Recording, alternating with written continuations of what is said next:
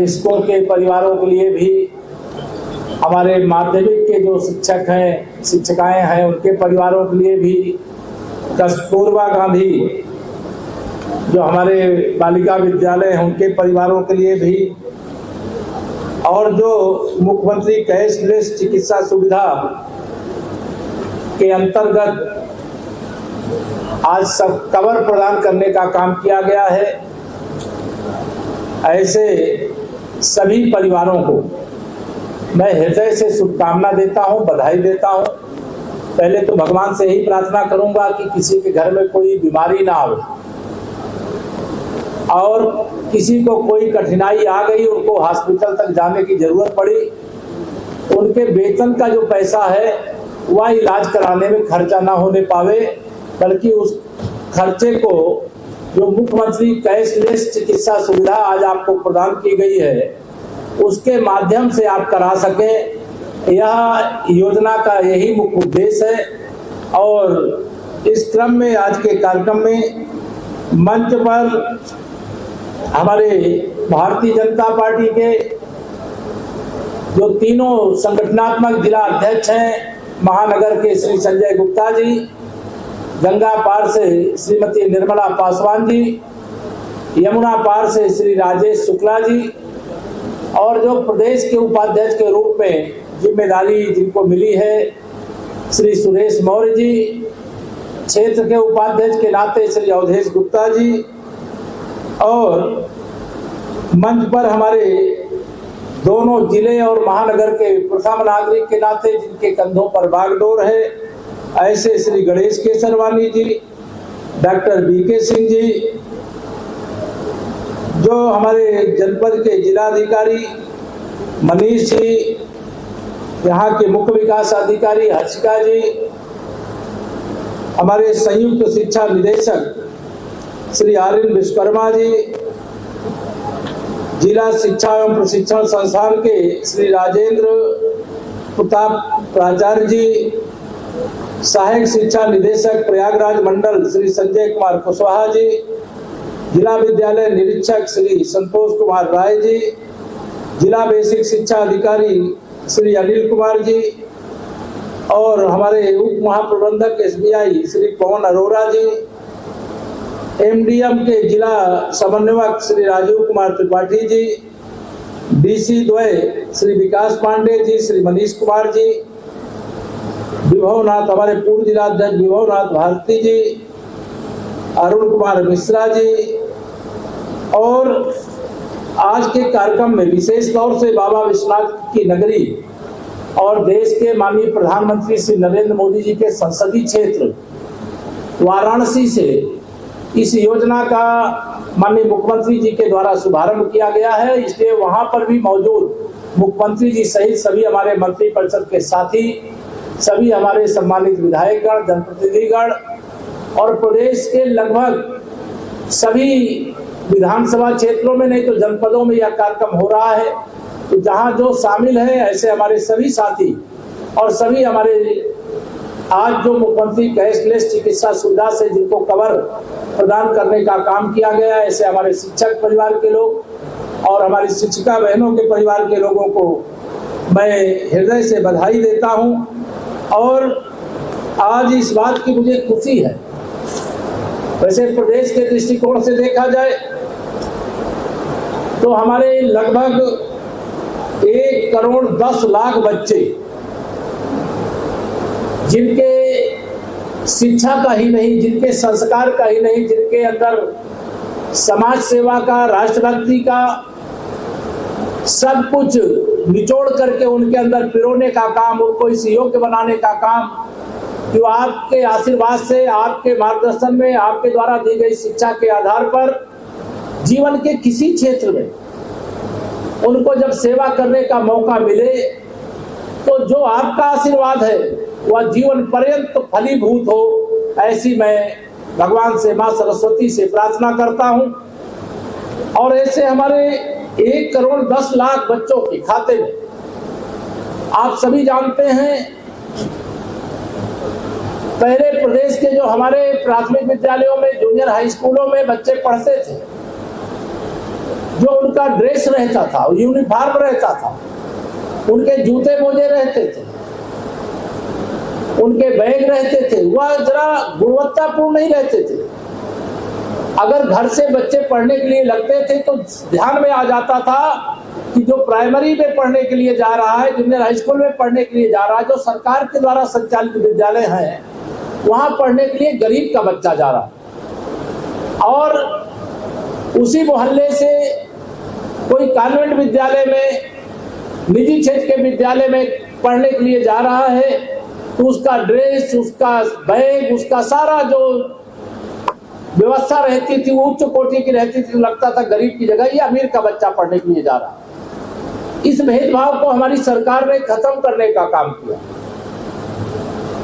अब 1200 रुपए सीधे डीबीटी के माध्यम से बच्चों के जो अभिभावक हैं उनके खाते में भेजा जाता है। एक यहाँ भी उत्तरदायित्व तो आप सबके ऊपर है। बहुत सारे अभिभावक बच्चों को यूनिफॉर्म, किताब, बैग, जूता, मोजा आदि के लिए जो पैसा दिया जाता है, कई बार उसका सदुपयोग करने की जगह, बच्चों के लिए खर्च करने की जगह उसको डाइवर्ट कर देते हैं, किसी और काम में खर्च कर देते हैं। ये आप सजग रह करके, जो परिवार अभी शिक्षा के महत्व को नहीं समझता है उसका दोष ना मानिए, उसको समझाना है। आपके कंधे पर इसकी जिम्मेदारी है कि डीबीटी के माध्यम से जो पैसा आया है उस पैसे से बच्चे को इतना जो व्यवस्थाएं हैं, चाहे वो उनके ड्रेस का हो, चाहे बैग का हो, चाहे जूते मोजे का हो, उसको अच्छे से अच्छे स्थान से गिरवाने का काम मैंने तो कई जिलों में कहा। यहाँ जिलाधिकारी और मुख्य विकास अधिकारी और ये से सब लोग बैठे हुए हैं। जो ड्रेस के लिए पैसा दिया जाता है, मैंने कई जिलों में ये प्रयास किया है कि जो समूह की हमारी दीदियां, उनके द्वारा इस प्रकार के ड्रेस बनाए जाते हैं जो बाजारों में जो खरीदने जाएंगे उससे अच्छे बनाते हैं, उससे सस्ते उपलब्ध कराते हैं। लेकिन 1200 रुपए का अगर एक बच्चे के लिए ड्रेस आदि खरीद करके उस ड्रेस का पैसा समूह की दीदियों के पास जाएगा तो एक गरीब परिवार की जो दीदी छोटी कमाई करती है वो अधिक कमाई करेगी, वह भी लखपति दीदी बन जाएगी। इस पैसे का सही प्रकार से रोटेशन करने का दायित्व भी मैं आप सबके ऊपर इसलिए सौंपता हूं और इसलिए अनुरोध करता हूं क्योंकि प्रदेश भर के अलग अलग जिलों में दौरे में जब हम लोग जाते हैं तो इस प्रकार की विसंगतियां आती हैं और इस विसंगति को दूर करने का दायित्व भी हम सबको निभाना है। हम सब जानते हैं जो प्राइवेट स्कूल हैं वहां पेरेंट टीचर्स मीटिंग अनिवार्य रूप से होती है। अब हमारे यहाँ जो सरकारी विद्यालय है वहां भी होने लगी है, लेकिन अगर कहीं नहीं हो रही है तो पेरेंट टीचर मीटिंग जरूर करवाने का काम करिए। उससे कई चीजें जो नहीं ठीक होती है वो ठीक होने का काम हो जाता है। जो बच्चे कहीं पढ़ने में कोई कमी है तो उनके अंदर सुधार आ जाता है।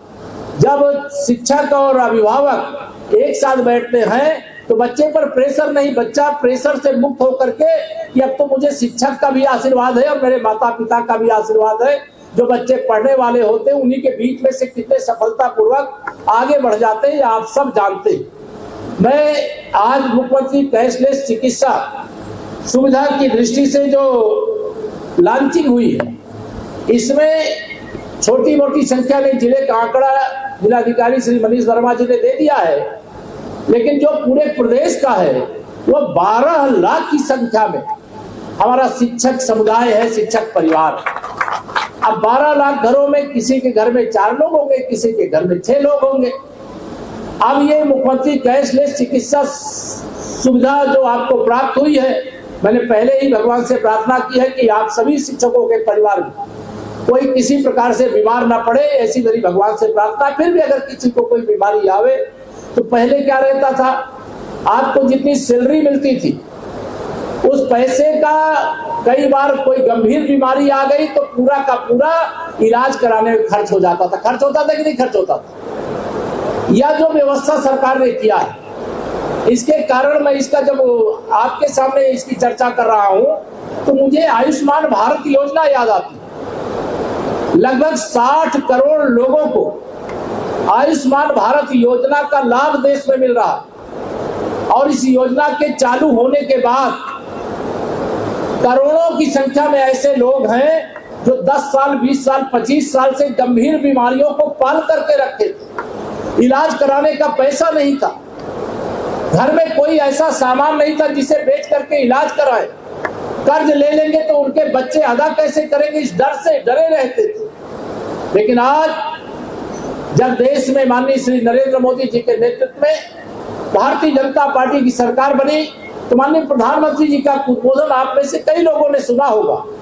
उन्होंने कहा, जब एक गरीब माँ बाप का बेटा देश के प्रधानमंत्री के पद पर बैठा हुआ है तब किसी गरीब परिवार को इस बात की कोई जीवन और मरण तो ईश्वर के हाथ में है, लेकिन बीमार है, इलाज कराने का पैसा नहीं है, इसलिए उसे मौत के मुंह में जाना पड़े, ऐसी परिस्थिति नरेंद्र मोदी जी के द्वारा नहीं आने दी जाएगी, यह माननीय मोदी जी ने मंच से कहा था। और उसके कारण आयुष्मान भारत योजना इस देश के अंदर लॉन्च है। अभी हम लोगों ने जब प्रदेश के अंदर अलग अलग सेक्टर में बहुत सारी सुविधाएं दी जा रही है, लेकिन शिक्षक तो राष्ट्र का निर्माता है, और जो राष्ट्र का निर्माता है उस राष्ट्र निर्माता को अगर इस प्रकार का टेंशन रहे कि जो महीने की हमारी सैलरी आएगी हमारे परिवार के किसी सदस्य की बीमारी में खर्चा करना पड़ जाएगा, तो आगे की हमारी जो योजनाएं हैं, व्यवस्थाएं हैं, उनका संचालन कैसे होगा। सरकार ने बहुत गंभीरता पूर्वक विचार करने के बाद अलग अलग क्षेत्रों के कुछ शिक्षक, जैसे कस्तूरबा गांधी विद्यालय जो हमारा बालिका विद्यालय है, छोटी संख्या है वहां पे शिक्षक और शिक्षिकाओं की, लेकिन वो छूट गए थे। लेकिन हमारे आदरणीय मुख्यमंत्री जी ने जब उनसे बातचीत की गई, हम लोगों को ज्ञापन मिला था, और बातचीत करने के बाद उनको भी इस योजना का लाभ देने का काम किया गया। दूसरी चर्चा हुई थी हम लोगों की मंत्रिपरिषद में कि जो रसोइया है उनको बहुत कम मानदेय मिलता है, और इतने बच्चों को मिड डे मील का जो भोजन है वो बना करके खिलाने का काम कर रही है, और वो गरीब है तो उनको भी, अगर उनके घर में कोई बीमार होगा तो उनको कैसे इलाज मिलेगा। तो प्रदेश के 3,75,000 की संख्या में जो हमारी रसोइया हैं उनको भी मुख्यमंत्री कैशलेस चिकित्सा सुविधा प्रदान करने का काम किया गया है। यह मुझे आपको बताते हुए हर्ष हो रहा है। उनको भी अब कोई उनके घर परिवार में कोई बीमार होता है या उनको कोई बीमारी के कारण से परेशानी होती है तो उनको भी इलाज कराने की ये सुविधा रहेगी। और तीसरी बात मैं ये जरूर कहूंगा, यहाँ जिलाधिकारी सहित सभी प्रशासनिक अधिकारियों से, कई बार आयुष्मान भारत हो, अब मुख्यमंत्री कैशलेस चिकित्सा सुविधा हो, इस कार्ड को लेकर के भी अगर कई हॉस्पिटलों में जब जाना होता है तो वो ये बता देते हैं कि इसमें रेट बहुत कम है, इतना पैसा अलग से लगेगा। तो हमें रेट को रिवाइज करने का अगर कोई मांग है, जो हमारे नर्सिंग होम हो उनको अपना ज्ञापन देना चाहिए, लेकिन अगर कोई शिक्षक हो, कोई आयुष्मान भारत कार्ड धारक हो, कोई रसोई या कोई भी जिसको इस योजना के साथ जोड़ा गया है, ये सुनिश्चित कराने का काम यहाँ प्रयागराज से करना है, पूरे प्रदेश में करवाएंगे हम लोग कि अगर कार्ड लेकर के कोई जा रहा है तो वो पूरा का पूरा इलाज 5 लाख रुपए तक का उसको नर्सिंग होम से सुविधा मिलनी चाहिए। और यह सुविधा दिलाने के लिए सरकार सजग भी है, तो उसका हम लोग प्रयास भी करेंगे। दूसरा, मैं आप सब जब यहाँ पर आए हैं, हम में से कोई भी बैठा है, चाहे आप सब हमारे शिक्षक और शिक्षिकाएं हैं, चाहे हमारे शिक्षा मित्र हैं, चाहे अनुदेशकगण हैं, चाहे माध्यमिक शिक्षा के हमारे गुरुजन हैं, सबका बहुत आदर और सम्मान समाज में कितना होता है। शायद पूरे समाज में अलग अलग प्रकार की सेवा करने वाले किसी भी समाज की किसी भी पद पर बैठे हुए व्यक्ति की इतनी इज्जत नहीं होती है जितनी इज्जत गुरुजनों की होती है। इसलिए जैसे इज्जत आपकी इतनी अधिक करते हैं, अभिभावक भी कर रहा है, बच्चा भी आपका सम्मान कर रहा है। आजकल ये जरूर संकट आया है कि आजकल ये स्मार्टफोन के कारण से थोड़ा विकृति आ रही है, और उस विकृति से कैसे हम बच्चों को मुक्त कराएं, कैसे स्वयं भी मुक्त रहे।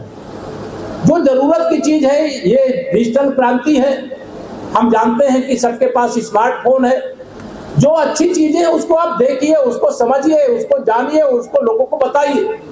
लेकिन हर समय मोबाइल में अगर चिपके रहेंगे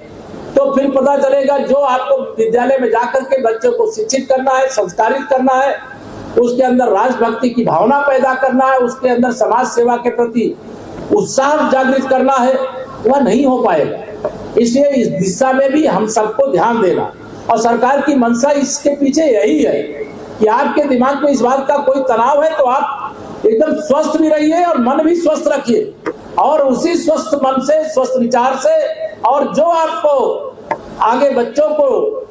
प्रेषित करना है उनको अपने आशीर्वाद स्वरूप उनको आगे बढ़ाने का काम करिए। बहुत सारे ऐसे ऐसे विद्यालय हैं, बहुत सारे हमारे शिक्षक और शिक्षिकाएं हैं। कई बार मैं देखता हूं बहुत सारे बच्चे जितना स्नेह, प्यार और सम्मान, पूजा कह लीजिए अपने गुरुजनों की करते हैं, उतनी शायद अपने परिवार में माता पिता की भी नहीं करते हैं। लेकिन यह आप ही को सिखाने का काम करना है। मैं श्री रामचरितमानस की एक चौपाई मुझे याद आ रही है। भगवान श्री राम जब बाल अवस्था में थे तो प्रातः काल उठ के रघुनाथा, मात पिता गुरु नावहि माता। यह लाइन क्यों श्री रामचरितमानस में आई है, वो तो उस जीवन को हमने देखा नहीं, उसको हमने पढ़ा है, लेकिन इससे यही शिक्षा मिलती है। भगवान श्री राम का जो जीवन है, जो आदर्श है, उस आदर्श को हमें अपने बच्चों के अंदर लाना है, वो संस्कार बच्चों के अंदर लाना है। खेल के मामले में बहुत सारे बच्चे आजकल स्कूल गए, पढ़ाई करने के बाद खेलना चाहते ही नहीं, खेलने का समय मोबाइल में बिता देते हैं। तो खेलना भी बहुत जरूरी। अगर खेलेंगे नहीं तो बच्चों के अंदर जो शारीरिक स्वास्थ्य के आधार पर ही मानसिक स्वास्थ्य, या दोनों एक दूसरे का पूरक है, तो बच्चे खेले भी, इसकी भी चिंता हम सब लोगों को, जो यहाँ शिक्षक परिवार से जुड़े हुए लोग हैं, उन सबको रखना चाहिए। मैं राष्ट्रीय स्वयंसेवक संघ का स्वयंसेवक हूँ। संघ की शाखा में हम लोग गीत गाया करते थे, और उस गीत में बस एक लाइन, मतलब कई ऐसे गीत की लाइनों में ऐसी ऐसी चीजें बता देते हैं कि बच्चा बच्चा हर बाला देवी की प्रतिमा, बच्चा बच्चा राम। यानी एक लाइन रहती है, बाला या बिटिया है, बेटी है तो वो देवी की रूप है, और बच्चा है तो हर बच्चा बच्चा राम है।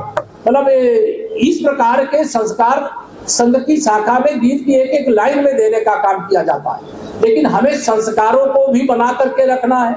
हमें शिक्षित भी करना है। हमें दुनिया में आज आप सब जानते हैं भारत किस तेजी के साथ प्रगति कर रहा है, कितना उन्नति कर रहा है। अगर देश प्रगति कर रहा है तो उत्तर प्रदेश उसमें पीछे नहीं है, और उत्तर प्रदेश पीछे नहीं तो उसका कारण है देश के माननीय प्रधानमंत्री श्री नरेंद्र मोदी जी के मार्गदर्शन में, उत्तर प्रदेश के मुख्यमंत्री आदरणीय योगी आदित्यनाथ जी के नेतृत्व में ये जो भारतीय जनता पार्टी की डबल इंजन सरकार है, हमारी सोच एकदम पवित्र है, हमारा लक्ष्य एकदम सामने रखा हुआ है, भारत विश्व गुरु बने। और भारत को विश्व गुरु बनाने में हर क्षेत्र में हमें अग्रणी होना पड़ेगा। हम किसी को छेड़ेंगे नहीं, लेकिन अगर कोई भारत को छेड़े तो हम उसको छोड़ेंगे भी नहीं। यह भाव से भारत आगे बढ़ रहा है। आज अभी मैं देख रहा था, सुबह भी अखबार पढ़ रहा था, दुनिया के अंदर गर्व करना चाहिए हम सब। कोई ऐसा नेता नहीं है जिसको 35 देशों ने अपना सर्वोच्च सम्मान देने का काम किया, लेकिन एक नेता है, वो हमारे प्रधानमंत्री माननीय श्री नरेंद्र मोदी जी हैं। कल मैं इंडोनेशिया के राष्ट्राध्यक्ष का भाषण सुन रहा था, शाम को टीवी पे वैसे देख रहा था, तो उन्होंने कहा मेरा जो डीएनए है वो भारत के साथ मिलता है। वहां की जो एयरलाइंस है, मुस्लिम देश है, दुनिया में सबसे अधिक मुस्लिम अगर किसी एक देश में है तो इंडोनेशिया में, लेकिन वहां के एयरलाइंस का नाम गरुड़ भगवान, जो भगवान श्री हरि विष्णु जी की के वाहन है, गरुड़ एयरलाइंस के नाम से वहां का नाम। और इंडोनेशिया ने भी, बहुत लंबी कहानी है, आप सब शिक्षा के आप सब काफी चीजें जानते होंगे, उस गहराई में मैं नहीं जाता, लेकिन इंडोनेशिया ने भी अपने देश का जो सर्वोच्च सम्मान है वो माननीय प्रधानमंत्री श्री नरेंद्र मोदी जी को दिया, और माननीय प्रधानमंत्री श्री नरेंद्र मोदी जी ने देशवासियों को सम्मान समर्पित करने का काम किया। अब तक 35 देशों ने सम्मान दिया। दुनिया के किसी देश के प्रधानमंत्री, राष्ट्रपति को इतने देशों का सम्मान नहीं प्राप्त हुआ। यह हम सबके लिए गर्व की बात है। आज हम आर्थिक महाशक्ति के रूप में दुनिया के सामने अपना स्थान बना रहे हैं। हम विज्ञान के क्षेत्र में जो उपलब्धियां अर्जित किए हैं, वह उपलब्धियों से दुनिया आश्चर्यचकित है कि भारत इतना पिछड़ा देश था। भारत तो हमारे कर्ज के आधार पर अपना संचालन करता था। क्या चमत्कार हो गया कि भारत हर क्षेत्र में लंबी छलांग लगा रहा है। उसका एक ही कारण है, जब देश का नेतृत्व करने वाले का लक्ष्य देश को आगे बढ़ाने का रहता है, देशवासियों को आगे बढ़ाने का रहता है, तो इस प्रकार के लक्ष्य प्राप्त किए जा सकते हैं जो भारत आज की तिथि में प्राप्त कर रहा है। और आने वाला समय भारत का है। हम आर्थिक महाशक्ति बन गए, शैक्षणिक महाशक्ति बन रहे, हम सामरिक महाशक्ति बन रहे, हम गरीब कल्याण की योजनाओं का दुनिया के अंदर 25 करोड़, तो शायद मैं समझता हूं दुनिया के 1-2 देशों को छोड़ दो तो आबादी नहीं है देशों की, लेकिन भारत के अंदर 25 करोड़ लोगों को गरीबी रेखा के बाहर निकालने का काम किया गया। 7 करोड़ लोगों को प्रधानमंत्री आवास योजना का आवास दिया गया। यह हमें आपको देखना है, क्यों आवास जिनको मिल गया, चाहे गांव में चाहे शहर में, उन परिवार के बच्चों का विद्यालय में आना हो रहा है कि नहीं हो रहा, यह भी एक हमारी जिम्मेदारी है। अभी स्कूल चलो अभियान चल रहा है, उसमें सब लोग लगे होंगे, लेकिन हमें इस ओर ध्यान देना, हमें देश को, प्रदेश को बहुत आगे बढ़ाना। गरीबी से मुक्त भारत, लेकिन संस्कार और राष्ट्रभक्ति और समाज सेवा के प्रति सजग भारत वाली होनी चाहिए। अभी आपने देखा वेनेजुएला में